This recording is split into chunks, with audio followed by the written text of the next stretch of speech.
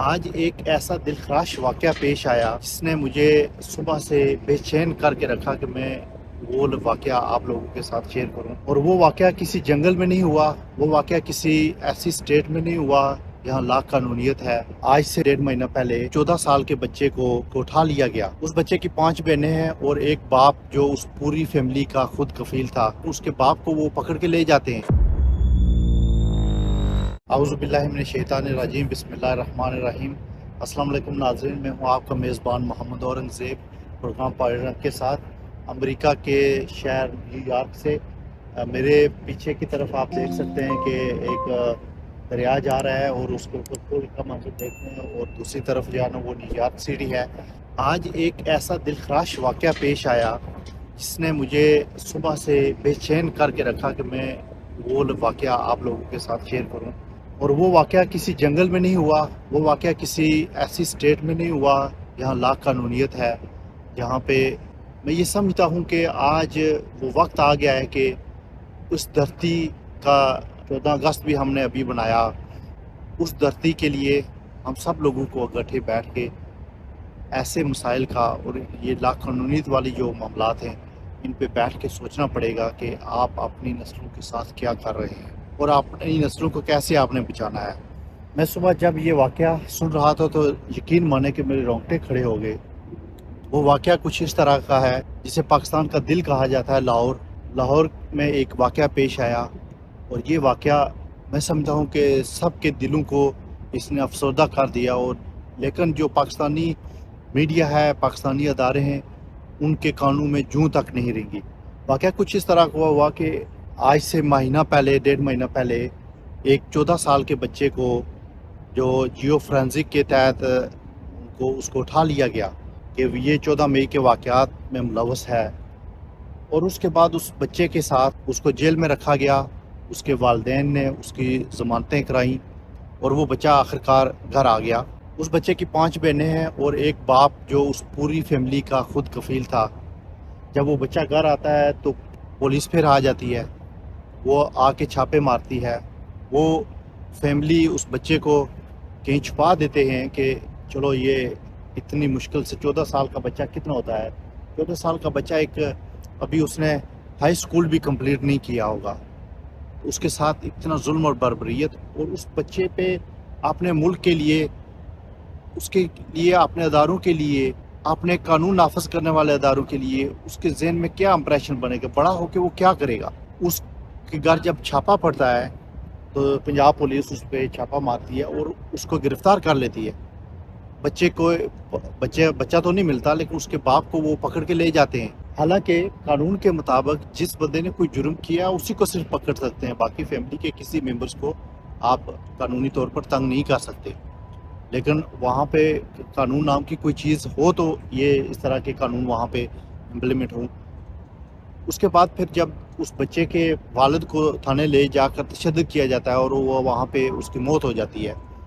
وہ والد جس کی 5 بیٹیاں ہیں اور ایک بیٹا ہے، وہ اپنی پوری فیملی کا خود کفیل، وہ صرف وہ ایک بندہ گھر کا جو کفالت کرتا ہے، اس بندے کو وہاں پہ ظالموں نے اور اس فاشسٹ جو حکومتیں ہیں، جو پنجاب پولیس ہے، جو پنجاب کے جو ادارے ہیں، یہ ذمہ داری پنجاب حکومت کی بھی ہے، فیڈرل حکومت کی بھی ہے، اور سب اداروں کی ہے جو قانون نافذ کرنے والے ہیں۔ تو جب اس کو مار دیا جاتا ہے تو اس سے آگے جو بھیانک کہانی شروع ہوتی ہے جس نے دل کو ہلا کے رکھ دیا، کہ اس بچے کے والد کو انہوں نے اس کی لاش کو گھر جا کر پھینک دیا اور کہا کہ اس کو ودن 2 آورز اس کو آپ دفنا دیں۔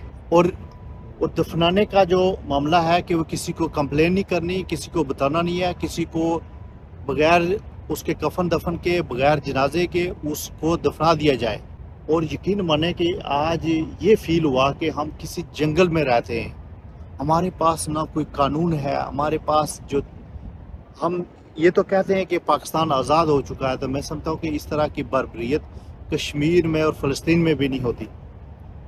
اس طرح کی بربریت وہ ایٹ لیسٹ اگر کسی کو مار دیتے ہیں، کسی کو کوئی اس کو سزا دیتے ہیں، تو ایٹ لیسٹ اس کی جو تدفین والے معاملات ہیں یا اس کی جو باڈی ہے اس کے ساتھ اتنا جرم نہیں کرتے.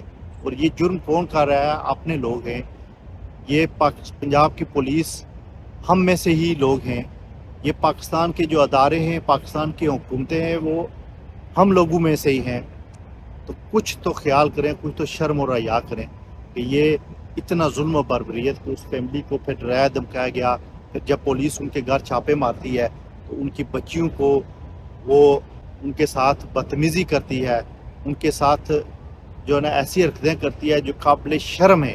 اور ان حکمرانوں پہ اور ان پولیس کے جو افسران ہیں ان پہ جوں تک نہیں ڈگتی.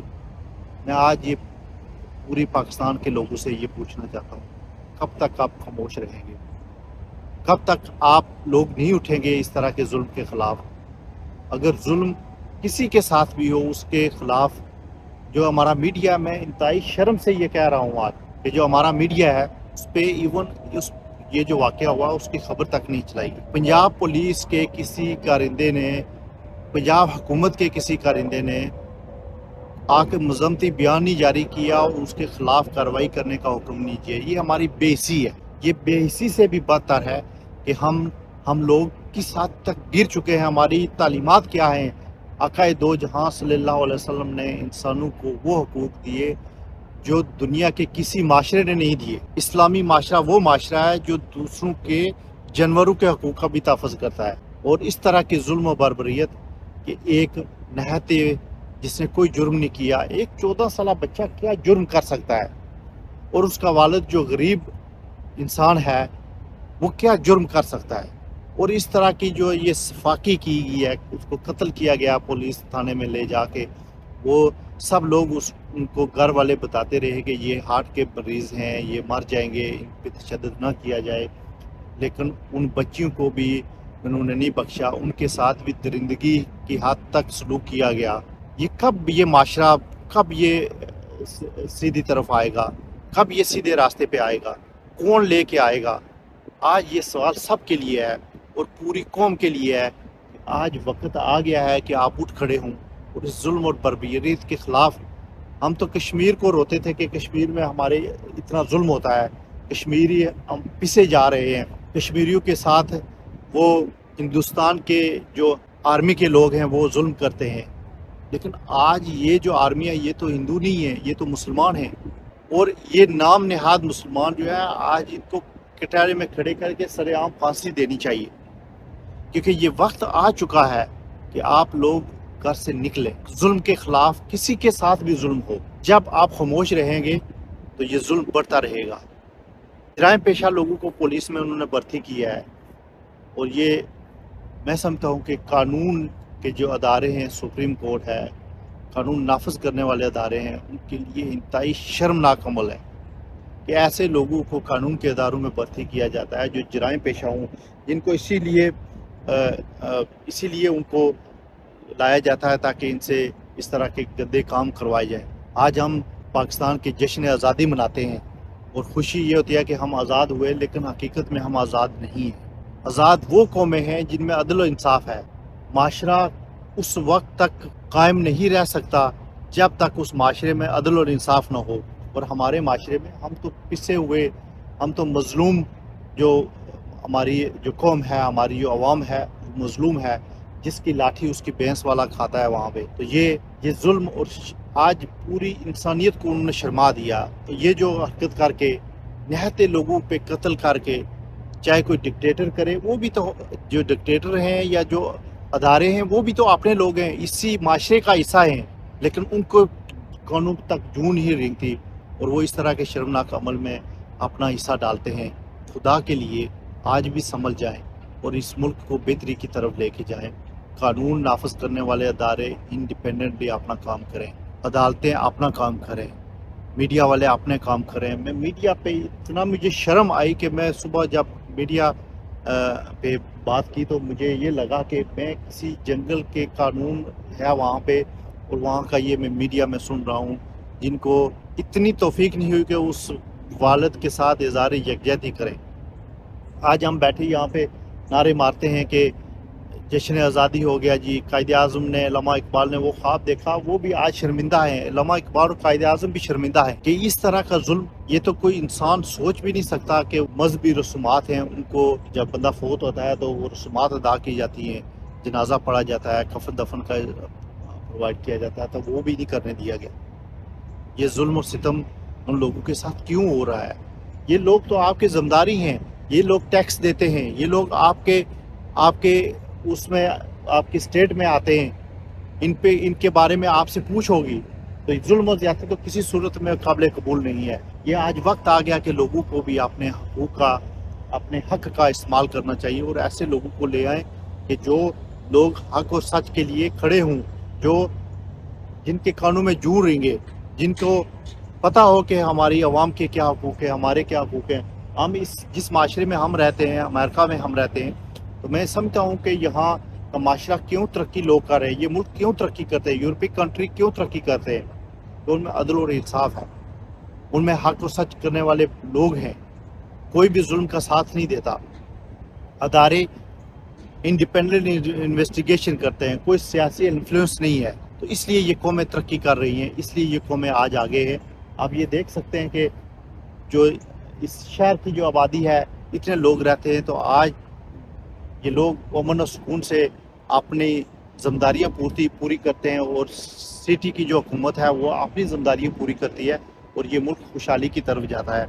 हर बंदे को खाने पीने की चीज़ें मुयसर हैं, हर बंदे को रहने के लिए घर मुयसर है, हर बंदे को बुनियादी इंसानी हकूक़ मुयसर हैं और जो कानून नाफज करने वाले अदारे हैं वो लोगों को तंग नहीं करते। वो लोगों को वो जब पुलिस वाले को देखते हैं तो हम फील करते हैं कि हम सेफ़ हैं, हमें कोई कुछ नहीं कह सकता। लेकिन जब वहाँ पे ये पुलिस वाले इस तरह की हरकतें करेंगे तो यकीन माने कि दिल बहुत दुखता है। मेरे जितने भी ओवरसीज़ लोग हैं, पाकिस्तान में रहने वाले लोग हैं, मेरे चाहने वाले, सुनने वाले, मैं सबसे यही गुजारिश करूँगा कि अपने अपने हिस्से का काम करवा के आवाज़ बुलंद करें और अपने लोगों को बताएं कि अपने हक़ के लिए निकलें। आज अगर आप नहीं उठेंगे तो आपकी नस्लें आपको कभी भी माफ़ नहीं करेंगी। आज दिल इतना दुखा है कि मैं आपको बता नहीं सकता कि ये लोग, ये किस तरफ हमारा माशरा जा रहा है। हमारा तो माशरा तो वो अगर कोई जानवर के साथ जुल्म और ज़्यादती के ख़िलाफ़ जो इस्लामी कानून है, ये जुल्म किसी के साथ भी नहीं होना चाहिए, जानवरों के साथ नहीं होना चाहिए। हर किसी को अपने हकूक़ मुयसर हैं। लेकिन हमारा माशरा, हम इस्लाम के नाम पे बनने वाला मुल्क, आज ये जो हरकतें कर रहे हैं, हम दुनिया को कोई मुंह दिखाने के काबिल नहीं है, हम ये कहने के काबिल नहीं है कि ये इस्लामी मुल्क है। कश्मीरी तो बेचारे है ही पिसे हुए हैं, कश्मीरियों ने तो 70 सालों में जुल्म और ज़्यादती से ही हैं। और मैं ये समझता हूँ आज पूरे ये लोग अपने हकूक़ के लिए उठें और ऐसे लोगों को लेके आएँ जो कश्मीर की आज़ादी के लिए भी अपना किरदार अदा करें, लोगों के हकूक़ के लिए भी अपना किरदार अदा करें और इस माशरे की बेहतरी के लिए अपना किरदार अदा करें। और मैं इसी के साथ आपसे इजाज़त चाहूँगा और एक दफ़ा फिर लोगों को अपने हकूक़ के लिए उठना पड़ेगा। जब तक ये लोग अपने हकूक़ के लिए नहीं उठेंगे, ये मुल्क में बेहतरी नहीं आएगी। Thank you so much. अल्लाह हाफ़िज़।